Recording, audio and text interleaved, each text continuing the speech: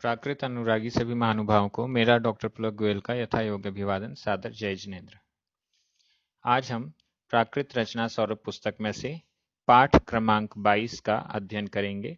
इस पाठ में हम सीखेंगे कि भविष्यत काल के उत्तम पुरुष, मध्यम पुरुष और अन्य पुरुष के एक वचन, वो भी आकारांत आदि क्रियाओं में कैसे उनके रूप चलते हैं, कैसे उनका प्रयोग होता है, कौन कौन से प्रत्यय लगते हैं, ये सारी बातें हम सीखेंगे। आज के इस पाठ में आप ये सीख जाएंगे कि एक वचन का जो क्रिया रूप है वो सभी में किस प्रकार से प्रयोग में आता है। पाठ बहुत सरल है। अभी तक आप वर्तमान काल पढ़ चुके हैं, विधि एवं आज्ञा काल भी पढ़ चुके हैं और भूतकाल पढ़ चुके हैं। यह चौथा और अंतिम काल है, भविष्यत काल। थोड़ा सा आपको कठिन लग रहा होगा, लेकिन जैसे आप प्रैक्टिस कर रहे हैं, होमवर्क कर रहे हैं, अभ्यास वाक्य सॉल्व कर रहे हैं, तो आपको वो सरल होता जा रहा है। चलिए पाठ शुरू करते हैं। पुस्तक में पृष्ठ संख्या 44 और 45 नंबर पर यह पाठ है। पाठ के अंत में फॉर्मूला के चार्ट भी आपको प्राप्त होंगे, जिससे कि आपको याद करने में बहुत ज्यादा सहूलियत हो जाएगी। चलिए शुरू करते हैं। पाठ क्रमांक 22। सर्वनाम। अहम, हम, अम्मी, मैं, उत्तम पुरुष एक वचन। ये उत्तम पुरुष एक वचन के लिए है। 3 विकल्प हमारे पास। मध्यम पुरुष एक वचन में है तुम, इसके लिए भी 3 विकल्प हैं, तुमम, तुम, तुह। और अन्य पुरुष एक वचन में पुल्लिंग और स्त्रीलिंग ये 2 हैं। पुल्लिंग में वह, सो, स्त्रीलिंग में वह, सा। ये सब हम बाकी पिछले पाठों में पढ़ते आए हैं। 3 क्रियाएं यहां पर उदाहरण के रूप में ली गई हैं। ठा, ठहरना, नहा, आधरणा, हा में बड़े आ की मात्रा, नहाना, और हो, होना। इन तीनों क्रियाओं का यहां पर उदाहरण के रूप में दिया गया है। चलिए प्रारंभ करते हैं। भविष्यत काल में सेंटेंस हमारा बन रहा है उत्तम पुरुष एक वचन में, मैं ठहरूंगा या ठहरूंगी। मैं के लिए प्राकृत में 3 विकल्प, अहम, हम, अम्मी। ठहरूंगा, ठहरना के लिए क्रिया है ठा। अब इसमें हमें क्या जोड़ना है? भविष्यत काल चल रहा है, सबसे पहले भविष्यत काल का प्रत्यय, फिर उसमें वर्तमान काल का प्रत्यय। ये आकारांत आदि क्रियाएं हैं। अकारांत क्रिया ऐसी क्रिया जिसके अंत में छोटा अ आता है। आकारांत क्रिया ऐसी क्रिया जिसके अंत में बड़ा आ आता है, वो आकारांत। और आदि शब्द से इकारांत, उकारांत ये सब लेना है। ऐसी क्रियाएं जिनके अंत में ई आता है, ऐसी क्रियाएं जिनके अंत में उ आता है, वो इकारांत और उकारांत हुई। तो आकारांत आदि, आदि शब्द से आप ये समझ लीजिए इकारांत, उकारांत ये जो क्रियाएं होती हैं वो सब हमें लेनी है। तो सबसे पहला नियम जो आपको याद होगा, हमने तीनों कालों में अपन ने पढ़ा है, आकारांत आदि क्रियाओं में कोई भी अंत्य स्वर परिवर्तन नहीं होता है। तो यहां पर भी कोई अंत्य स्वर परिवर्तन नहीं है, सीधे क्रिया, उसमें हमने भविष्यत काल का प्रत्यय जोड़ा और उसमें फिर वर्तमान काल का प्रत्यय जोड़ दिया। ये इसकी प्रोसेस बनेगी। बहुत इजी है। भविष्यत काल के प्रत्यय हमारे पास कितने थे? पहला है ही, दूसरा सा, आधा सा पूरा सा बड़े आ की मात्रा, तीसरा हा, चौथा सी, और पांचवा जो पूर्ण प्रत्यय है सम। ये 5 प्रत्यय हमारे पास उत्तम पुरुष एक वचन में भविष्यत काल के हैं। वर्तमान काल में क्या प्रत्यय जोड़ना पड़ता है? वर्तमान काल उत्तम पुरुष एक वचन में सिर्फ एक प्रत्यय जोड़ना पड़ता है, मी। अब आपको क्लियर हो जाएगा। ठा क्रिया में भविष्यत काल का पहला प्रत्यय है ही, हमने उसको जोड़ा तो बना ठा ही, और उसमें फिर मी प्रत्यय जोड़ दिया तो ठा ही मी, ये रूप बन गया। दूसरा भविष्यत काल का प्रत्यय सा, आधा सा पूरा सा बड़े आ की मात्रा, इसमें जब हमने ठा जोड़ा तो ठा सा और फिर मी, ठा सा मी। तीसरा हा, ठा हा मी। चौथा सी, तो ठा सी मी। ठासिमी। और पांचवा प्रत्यय जो पूर्ण प्रत्यय है, जिसको जोड़ने के बाद वर्तमान काल का प्रत्यय नहीं जोड़ना पड़ता, वो है सम। तो ठा प्लस सम, ठासम। ये इस प्रकार से 5 विकल्प बन गए। ठाहिमी, ठासामी, ठाहामी, ठासिमी और ठासम। यहाँ पर आपको एक नियम याद आ रहा होगा, संयुक्त अक्षर से पूर्व जो दीर्घ स्वर है, बड़ा स्वर है, वो ह्रस्व हो जाता है, छोटा हो जाता है। यहाँ जो आपको पुस्तक में उदाहरण दिया गया है उसमें उसको छोटा नहीं किया। जैसे कहाँ कहाँ छोटा होना चाहिए था? ठासामी, इसमें ठस्सामी होना चाहिए। ठासिमी, यहाँ भी ठस्सिमी होना चाहिए। और ठासम, इसका भी ठस्सम होना चाहिए। लेकिन यहाँ पर क्यों नहीं किया है? क्योंकि यहाँ अभ्यास करा रहे हैं और एग्जाम्पल के रूप में यहाँ पर दिया है, इसलिए नहीं किया गया। बाकी जहां भी अपन प्रयोग में देखेंगे ग्रंथों में, या जब हमें प्रयोग करना होगा, तो हम इसको छोटा कर सकते हैं, कर देंगे। एक दूसरा वाक्य और उदाहरण के लिए देख लीजिए। मैं होऊंगा या होऊंगी। मैं के लिए प्राकृत में अहम, हम, अम्मी। होऊंगा, हो क्रिया है, होना अर्थ में हो क्रिया। इस हो क्रिया में हमें पांचों भविष्यत काल के प्रत्यय जोड़ने हैं और फिर वर्तमान काल के प्रत्यय। तो हो प्लस ही प्लस मी, हो ही मी। हो प्लस सा प्लस मी, हो सामी। हो प्लस हा प्लस मी, हो हामी। हो प्लस सी प्लस मी, हो सिमी। हो प्लस सम, ये पूर्ण प्रत्यय है, हो सम। इस प्रकार से ये उत्तम पुरुष एक वचन का हो गया। इसके आगे मध्यम पुरुष एक वचन का देखते हैं। मध्यम पुरुष एक वचन में हमारे पास सेंटेंस है, तुम ठहरोगे या ठहरोगी। तुम के लिए तुमम, तुम, तुह, ये 3 विकल्प हैं। ठहरना, ठहरना क्रिया के लिए ठा। अब यहां मध्यम पुरुष एक वचन में भविष्यत काल के 3 प्रत्यय होते हैं, ही, स और सी। केवल 3 ही प्रत्यय हैं, ही, स और सी। और इसके अलावा वर्तमान काल में मध्यम पुरुष एक वचन में जो हमें जोड़ना है, तो हमारे पास 2 प्रत्यय हैं, सी और से। सी प्रत्यय और से प्रत्यय। वहां भी एक नियम था, आकारांत आदि क्रियाओं में से प्रत्यय का प्रयोग नहीं होता है, केवल सी प्रत्यय का प्रयोग होता है। तो यहाँ पर हमारे पास केवल एक ही प्रत्यय वर्तमान काल का बचा प्रयोग के लिए, वो है सी। अब इसको जोड़ दीजिए, बहुत इजी है। ठा क्रिया के साथ भविष्यत काल का पहला प्रत्यय जोड़ा ही, और इसमें वर्तमान काल का प्रत्यय जोड़ दिया सी, ठा ही सी। दूसरा, ठा क्रिया के साथ भविष्यत काल का प्रत्यय स, और उसमें सी प्रत्यय जोड़ दीजिए तो ठा ससी। अब यहाँ पर ठस ससी कर दिया गया है। ये देख लीजिए, ऊपर ह्रस्व नहीं किया गया था और नीचे यहाँ पर ह्रस्व कर दिया गया है। इससे ये स्पष्ट होता है कि हमको ह्रस्व करना है, लेकिन कभी कभी अभ्यास के तौर पर पुस्तक में नहीं किया जाता है, जिससे कि वो जो स्ट्रक्चर है वो हमें समझ में आ जाए, और फिर दूसरी जगह कर दिया जाता है, जिससे ये भी याद रहे कि इस नियम का भी पालन करना है। तो यहाँ पर ठस ससी कर दिया गया। और तीसरा है सी प्रत्यय, तो ठा प्लस सी और सी, तो ठस सी सी। यहाँ पर भी छोटा आ कर दिया, तो ठा ही सी, ठस सी सी और ठस ससी। ये 3 विकल्प बन गए। दूसरा वाक्य इसी में देखिए, तुम होगे या होगी।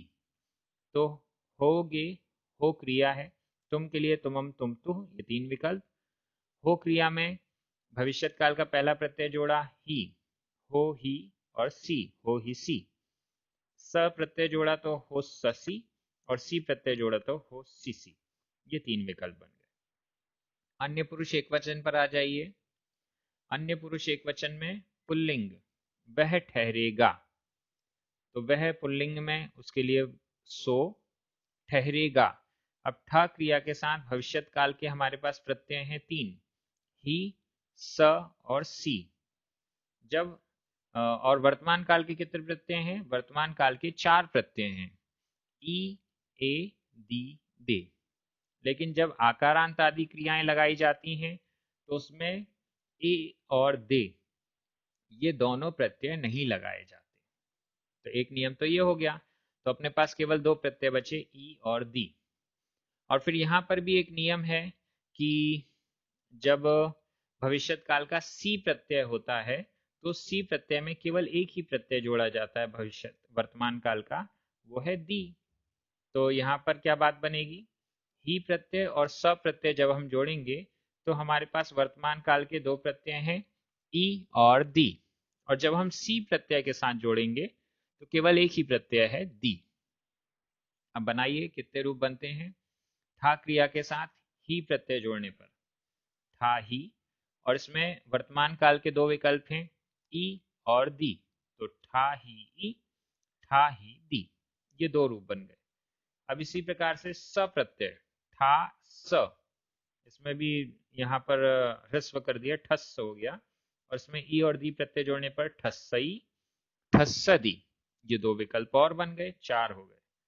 और फिर सी प्रत्यय जोड़ने पर, सी प्रत्यय जोड़ने पर वर्तमान काल का केवल एक ही प्रत्यय जोड़ना है दी, तो ठस्सी दी, ये इस प्रकार से बन गए।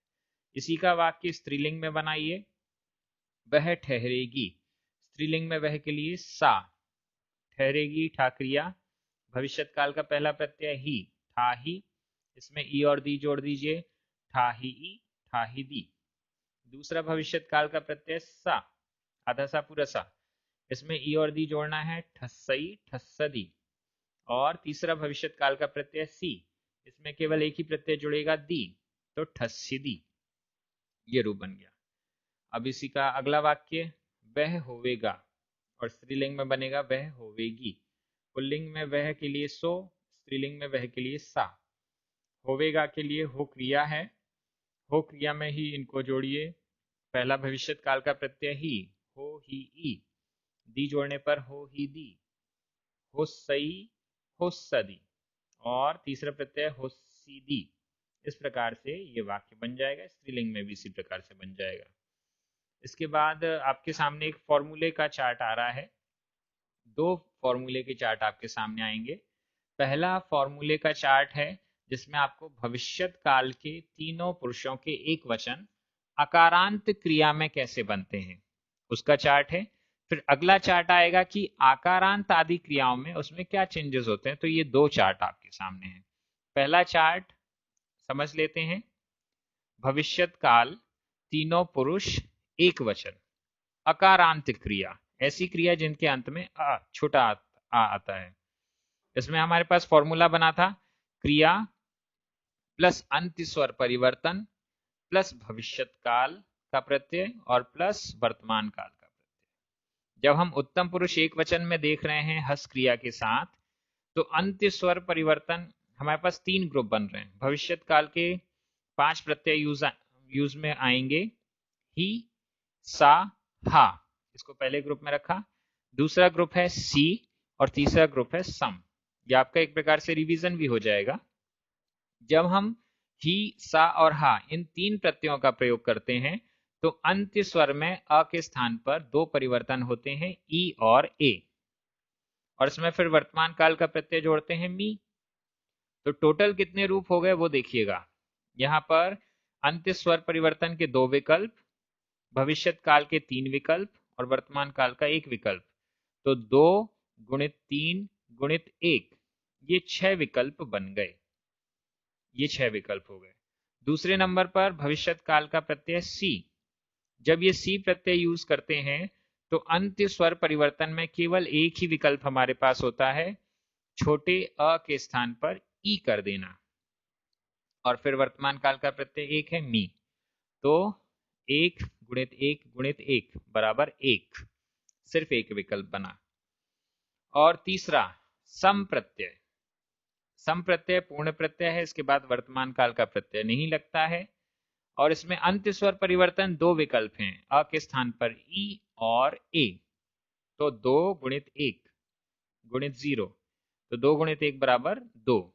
तो हमारे पास उत्तम पुरुष एक वचन में 6, 1 और 2 टोटल 9 रूप बनते हैं अकारांत में।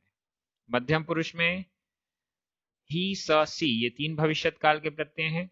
जब ही और स इन दो प्रत्ययों का प्रयोग होता है तो अंत्य स्वर परिवर्तन में हमारे पास दो विकल्प होते हैं, अ के स्थान पर ई ऑब्लिक ए।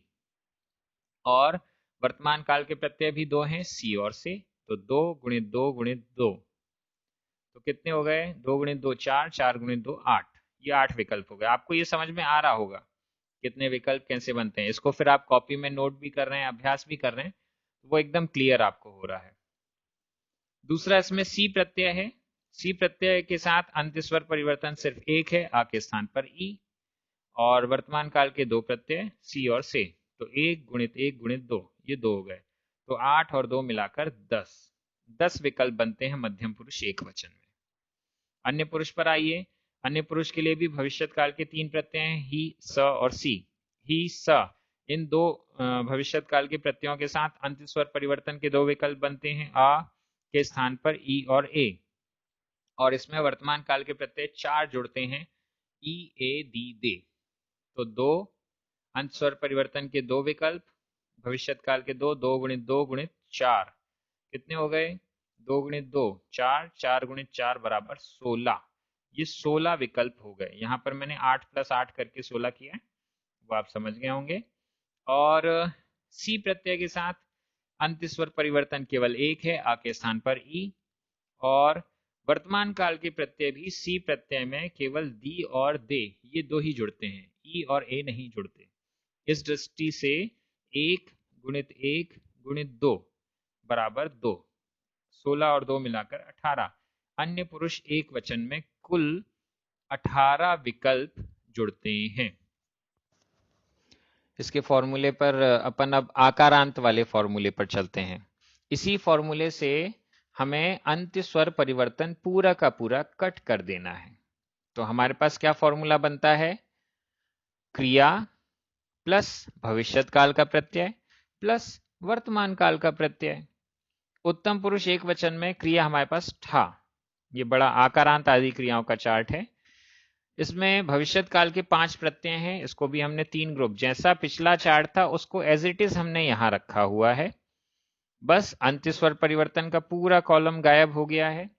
इसके अलावा और क्या क्या चीजें कट होनी है वो यहाँ पर कट हो गई हैं, और कितने रूप बनेंगे टोटल वो भी आपके सामने है। उत्तम पुरुष एक वचन में भविष्यत काल के प्रत्यय हमारे पास 5 हैं, ही, सा, हा, सी और सम, ये 5 प्रत्यय हैं। जब हम ही, सा, हा और सी, ये 4 प्रत्ययों का प्रयोग करते हैं तो उसमें वर्तमान काल का प्रत्यय जुड़ता है, और जब हम सम प्रत्यय का प्रयोग करते हैं तो नहीं जुड़ता है। इस दृष्टि से ही, सा, हा इनका एक एक विकल्प, और सी इनका भी एक विकल्प, तो 3 और 1 4 विकल्प ये हो गए। और सम प्रत्यय में कोई वर्तमान काल का प्रत्यय नहीं जुड़ता है, वो पूर्ण प्रत्यय है, तो उसका भी एक विकल्प बना। टोटल 5 विकल्प उत्तम पुरुष एक वचन में बनते हैं, जो कि हमने अभी पुस्तक में देखा, उसमें आए हुए हैं। अब ये देखिए, तुलना कीजिए। अकारांत क्रिया में उत्तम पुरुष एक वचन में विकल्प बन रहे थे 9, और आकारांत आदि क्रियाओं में विकल्प बन रहे हैं 5। ये हमें थोड़ा सा ध्यान रखना पड़ेगा। मध्यम पुरुष एक वचन में आ जाइए। क्रिया है ठा, भविष्यत काल के 3 प्रत्यय हैं, ही, सा और सी। वर्तमान काल के प्रत्यय केवल सी, इसमें से प्रत्यय का प्रयोग नहीं होता है, तो केवल एक ही प्रत्यय बचा सी, तो इनके भी एक एक एक विकल्प बनेंगे, तो 3 विकल्प बन जाएंगे। ही का एक विकल्प, सा का एक विकल्प और सी का, तो ऐसे ये 3 विकल्प बन गए। मध्यम पुरुष एक वचन अकारांत में हमारे पास 10 विकल्प थे, लेकिन आकारांत आदि क्रियाओं में सिर्फ 3 ही विकल्प बचे हैं। अन्य पुरुष पर आ जाइए। ठा क्रिया, भविष्यत काल के 3 प्रत्यय हैं, ही, स और सी। अब इसमें वर्तमान काल के प्रत्यय अकारांत क्रिया में तो हमारे पास 4 थे, ही और स के साथ 4 विकल्प थे, ई, ए, दी, दे। लेकिन यहाँ आकारांत क्रिया में ए और दे कट हो गया, तो बचे केवल 2, ई और दी। तो ही के भी ई और दी 2 बने, स के भी ई और दी के साथ 2 बने, 2 और 2 4, ये विकल्प हो गए। सी प्रत्यय के साथ ई विकल्प नहीं होता है, केवल दी विकल्प है, तो केवल इसका एक ही बना, 4 और 1 5। ये 5 प्रयोग अन्य पुरुष एक वचन के बनेंगे। जब हम अकारांत क्रिया में थे तो वहां पर 18 प्रयोग बने थे। इस प्रकार से ये चार्ट से आपको याद करने में बहुत आसानी हो जाएगी। ये चार्ट आपके सामने रहेगा, तो पूरा भविष्यत काल का ये एक वचन कैसे बनता है वो आपको अच्छे से याद हो जाएगा, क्लियर हो जाएगा एकदम। यहाँ पर जो पुस्तक में टिप्पणियां दी गई हैं उन पर भी एक बार नजर रखिए। पहली टिप्पणी, पुरुषवाचक सर्वनाम एक वचन में, उत्तम पुरुष एक वचन, इसके लिए मैं के लिए बोलते हैं अहम, हम, अम्मी। ये सब सरल है। मध्यम पुरुष एक वचन में तुम, इसके लिए बोलते हैं तीन विकल्प, तुमम, तुम, तुह। अन्य पुरुष एक वचन में पुल्लिंग और स्त्रीलिंग अलग अलग, वह। पुल्लिंग में वह के लिए सो, स्त्रीलिंग में वह के लिए सा। दूसरी टिप्पणी, पहला भाग, अकारांत क्रियाओं को छोड़कर आकारांत, ओकारांत आदि क्रियाओं के मध्यम पुरुष एक वचन में से प्रत्यय नहीं लगता है। ये आपको याद आ गया होगा। सी प्रत्यय बस लगता है, से प्रत्यय का प्रयोग नहीं होता है। दूसरी टिप्पणी, इसी प्रकार अन्य पुरुष एक वचन में ए और दे प्रत्यय नहीं लगते। ठीक है ना? मतलब अकारांत क्रियाओं में तो लगते हैं, आकारांत, ओकारांत, इकारांत, उकारांत इन क्रियाओं में नहीं लगते हैं। ये प्रत्यय से, ए, दे केवल अकारांत क्रियाओं में ही लगते हैं। ये कुछ पॉइंट्स हैं जो हमें याद करने हैं। ये हमने वर्तमान काल में भी इन पॉइंट्स का प्रयोग किया है। तीसरा, भविष्यत काल के अन्य पुरुष एक वचन में सी प्रत्यय के साथ केवल दी प्रत्यय ही लगेगा। ये अन्य पुरुष एक वचन में जो स्पेशल अपन ने बताया था, तो सी प्रत्यय जब लगा है तो उसमें केवल एक ही दी प्रत्यय का प्रयोग होता है। चौथा, मध्यम पुरुष एवं अन्य पुरुष में स प्रत्यय पिशल और पंडित बेचर दास जी ने स्वीकार किया है। ये इन दो मत के अनुसार इसको स्वीकार किया गया है। तीसरी टिप्पणी, उपर्युक्त सभी क्रियाएं अकर्मक हैं। ये सारी की सारी क्रियाएं जो अभी हम उदाहरण में देख रहे हैं अकर्मक हैं। आगे के पाठों में आपको सकर्मक क्रियाएं भी पढ़ने को मिलेंगी। और चौथी टिप्पणी, उपर्युक्त सभी वाक्य कर्तृवाच्य में हैं। इसके अलावा भाववाच्य और कर्मवाच्य के वाक्य भी आपको आगे के पाठ में पढ़ने को मिलेंगे। आप सभी बहुत अच्छे से पढ़ रहे हैं, होमवर्क सॉल्व भी कर रहे हैं। ये बहुत अच्छी बात है। अगर आप होमवर्क नहीं करेंगे, अभ्यास नहीं करेंगे तो भाषा को सीखना कठिन हो जाएगा। प्राकृत भाषा सभी को अच्छी लग रही है। प्राकृत के ग्रंथ भी आप YouTube चैनल से देख रहे हैं, पढ़ने का अर्थ लगाने का प्रयास कर रहे हैं। ये एक बहुत अच्छी प्रक्रिया है जो हम सभी ने शुरू की है। आप सभी जो प्राकृत का प्रचार भी कर रहे हैं, लोगों से कह रहे हैं कि प्राकृत सीखने का एक बहुत अच्छा विकल्प, सरल विकल्प आपको YouTube आदि के माध्यम से मिल रहा है, ऑनलाइन माध्यमों से मिल रहा है। आप सभी पढ़ने वालों को बहुत बहुत धन्यवाद। जिसने भी अभी तक चैनल को सब्सक्राइब नहीं किया है, तुरंत चैनल को सब्सक्राइब कीजिए और नोटिफिकेशन की बेल को भी ऑल पर कर दीजिए, जिससे जो भी नए नए पाठ बन रहे हैं वो सब आपको तुरंत और जल्दी मिल सकें। आप सभी को बहुत बहुत धन्यवाद। हमारे जो पुण्यार्जक हैं, प्रचारक हैं और स्पॉन्सर्स हैं, सभी को बहुत बहुत धन्यवाद। आपका होमवर्क भी सामने आ चुका है, होमवर्क जरूर करें। जय जिनेंद्र।